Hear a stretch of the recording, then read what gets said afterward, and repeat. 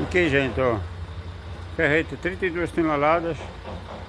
A gente está recebendo a matéria-prima, que é um minério que passa numa temperatura de 1500 graus para poder dar consistência no bloco celular.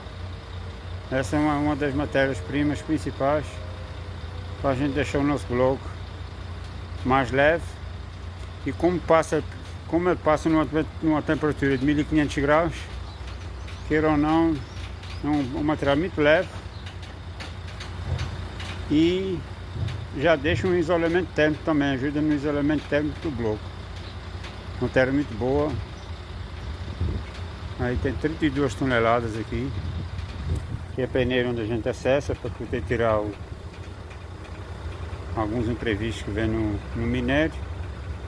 Mas é uma matéria-prima muito nobre, principalmente para bloco celular.